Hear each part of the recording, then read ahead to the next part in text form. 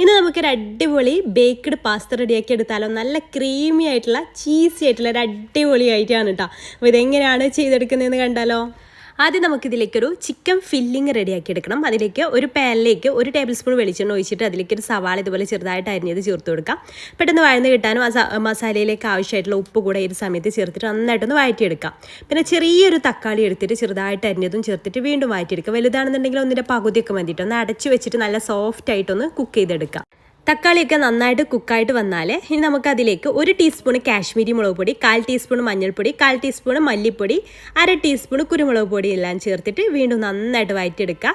മസാലപ്പൊടികളുടെയൊക്കെ പച്ചമണം മാറുന്നവരെ വഴറ്റിയെടുത്ത ശേഷം ഉപ്പും മഞ്ഞളും ചേർത്ത് വേവിച്ചെടുത്തിട്ടുള്ള ചിക്കൻ മിക്സ് ചെയ്തതും കൂടെ അതിലേക്ക് ചേർത്ത് കൊടുത്തിട്ടുണ്ട്. എന്നിട്ട് എല്ലാം കൂടെ നന്നായിട്ടൊന്ന് മിക്സ് ചെയ്തെടുക്കുക. നന്നായിട്ട് കമ്പൈൻ ആയതിനു ശേഷം അതിലേക്ക് ഒരു 2 ടേബിൾ സ്പൂൺ ടൊമാറ്റോ കെച്ചപ്പും ചില്ലി സോസ് ഉണ്ടെന്നുണ്ടെങ്കിൽ അത് 1 ടീസ്പൂണും കൂടെ ചേർത്തിട്ട് എല്ലാം കൂടെ നന്നായിട്ടൊന്ന് മിക്സ് ചെയ്തെടുക്കുക. അപ്പോൾ നമ്മുടെ അടിപൊളി ചിക്കൻ ഫില്ലിങ് ഇവിടെ റെഡി ആയിട്ടുണ്ട് കേട്ടോ.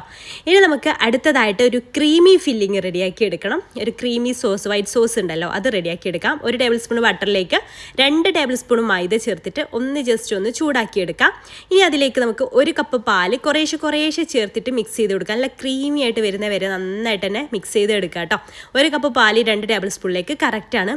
അതിലേക്ക് 2 ഉപ്പും 1/4 ടീസ്പൂണ് കുരുമുളക് പൊടിയും 1/4 ടീസ്പൂണ് ചില്ലി ഫ്ലേക്സും കുറച്ച് ഒറിഗാനോവും ചേർത്തിട്ട് മിക്സ് ചെയ്തെടുക്കാം കേട്ടോ. അപ്പോൾ നമ്മുടെ ക്രീമി സോസും വൈറ്റ് സോസും ഇവിടെ റെഡി ആയിട്ടുണ്ട്. ഇനി അടുത്ത സ്റ്റെപ്പ് നമുക്ക് മക്രോണി വേവിച്ചെടുക്കുക എന്നുള്ളതാണ്. അപ്പോൾ അതിന് വേണ്ടിയിട്ട് വെള്ളം തിളച്ച് വന്നിട്ടുണ്ട്. അതിലേക്ക് ആവശ്യത്തിന് ഉപ്പും 1 ടേബിൾ സ്പൂണ് ഓയിലും ചേർത്ത് കൊടുത്തിട്ടുണ്ട് കേട്ടോ. പരസ്പരം ഒട്ടി പിടിക്കാതിരിക്കാൻ വേണ്ടിയിട്ട് 1 കപ്പ് മക്രോണിയാണ് ഞാൻ എടുത്തിട്ടുള്ളത്. അത് ഇതിലിട്ടിട്ട് നന്നായിട്ടൊന്ന് വേവിച്ചെടുക്കാം. നമുക്ക് ഉടഞ്ഞു പോകരുത് കേട്ടോ, അത് പൊട്ടിപ്പോകരുത്. കറക്റ്റ് കുക്കാവുന്ന വരെ കുക്ക് ചെയ്തെടുത്ത ശേഷം ഉടനെ തന്നെ ഊറ്റിയെടുക്കണം. അപ്പോൾ ഇത് കറക്റ്റായിട്ട് തന്നെ കുക്കായിട്ട് വന്നിട്ടുണ്ട് കേട്ടോ. ഇപ്പോൾ ഇനി നമുക്കത് വെള്ളം ഊറ്റി മാറ്റി വെക്കാം. ഇനി നമുക്കിത് സെറ്റ് ചെയ്തെടുക്കാം. അതിന് വേണ്ടിയിട്ട് ഞാൻ ഇതുപോലൊരു ട്രേ ആണ്. നമുക്ക് ഓവനിൽ ആണോ അല്ലെങ്കിൽ നമ്മൾ പാനിൽ ഇറക്കി വെച്ചിട്ടാണോ ചെയ്യുന്നതെന്നുണ്ടെങ്കിൽ അതിന് പറ്റിയിട്ടുള്ളൊരു ട്രേ എടുക്കുക. ആദ്യം വൈറ്റ് സോസ് അപ്ലൈ ചെയ്ത് കൊടുക്കുക. അതിൻ്റെ മുകളിലായിട്ട് ഈ ഒരു മക്രോണി വെച്ച് കൊടുക്കുക.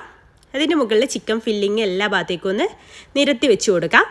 അതിന് മുകളിലായിട്ട് വീണ്ടും നമുക്ക് വൈറ്റ് സോസ് എല്ലാ ഭാഗത്തേക്കും ഒന്ന് ആക്കി കൊടുക്കാം.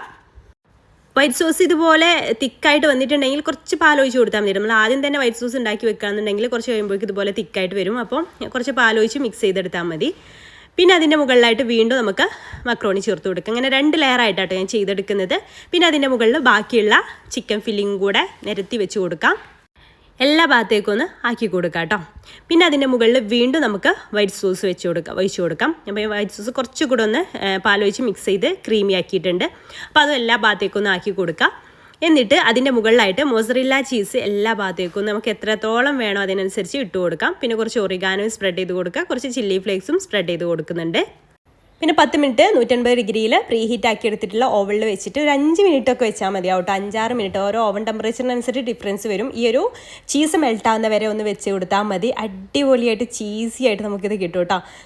ഓവൺ ഇല്ലാത്തവരാണെന്നുണ്ടെങ്കിൽ വേറൊരു പാത്രത്തിൽ ഒരു തട്ട് വെച്ചിട്ട് അതിൻ്റെ മുകളിൽ പാത്രം വെച്ചിട്ട് ഇറക്കി വെച്ചിട്ട് അങ്ങനെയും ചെയ്തെടുത്താൽ മതി. വീഡിയോ ഇഷ്ടമായിട്ടുണ്ടെങ്കിൽ ലൈക്ക് ചെയ്യാനും ഫോളോ ചെയ്യാനും മറക്കല്ലേ.